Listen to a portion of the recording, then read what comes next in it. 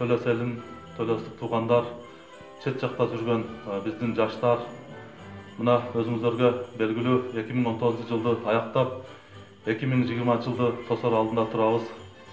2019-жыл менимче ушул Төлөс айыл өкмөтүндөгү алгылыктуу иштер болду деп эсептесем туура болот. Себеби ушул Төлөс айыл аймагындагы жаштардын демилгеси менен лидерлердин, Төлөс айыл өкмөтүнүн депутаттарынын бири-бирин туура түшүнүп колдоосу менен бир жакшы самалыктар болуп өттү. Кудай буйруса, калган ушул максаттарыбызды 2020-жылга Аллах насип кылса, ушул демилгелчү топтор менен биздин аксакалдардын дуасы менен, айылдык кеңештин депутаттарынын колдоосу менен быйылкы 2019-жылы жетишпей калган иштерибизге, элге боло турган кызматтарыбызды 2020-жылы Аллахым жеткенге, ушул иштерди аягга чыкканга Аллахым насип кылсын. Дагы айта турган нерсе, мына өзүңүздөр билесиздер, 2019-жыл бизде спорт чөйрөсүндө да чоң жетишкендиктер болду. Мына Кыргыз Республикасынын Талас облусунда көчмөндөр оюну болду, бүткүл дүйнө көчмөндөр оюну болду. Ошондо да ушул Төлөстүк балбандар жакшы ийгиликтүү орундарды ээлеп, өзүңүздөргө белгилүү мына кече жаңы жыл астында Казакстандан 60 мамлекет, Казакстан Республикасында 60 мамлекет катышкан дүйнөлүк чемпионат болду, алыш күрөшү боюнча.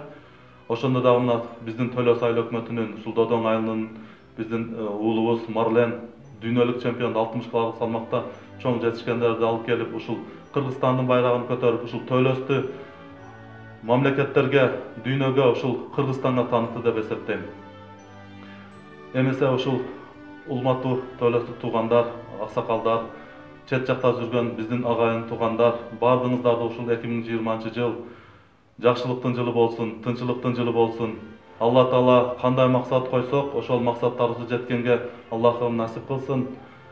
Буйруса 2020-жыл мына дагы алдыбызда 2020-жылда чоң бир жакшы иш-чаралар бар.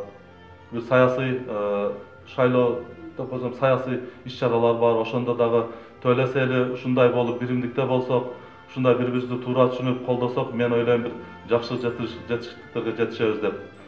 Алла Таала бардыгыңыздарды ден соолук берсин. Үй бүлөңүздөргө дагы бекем ден соолук, тынччылык берсин. Алла Таала ден соолук берсе, үй бүлөбүз, мамлекетибиз тынч болсо, калган колдон келе иштерди биз дайым ушул элибиз үчүн, жерим үчүн дайым ушул кызмат кылганга даярмын. Урматтуу Төлөстүк туугандарым, дагы бир жолу жаңы жылыңыздар менен.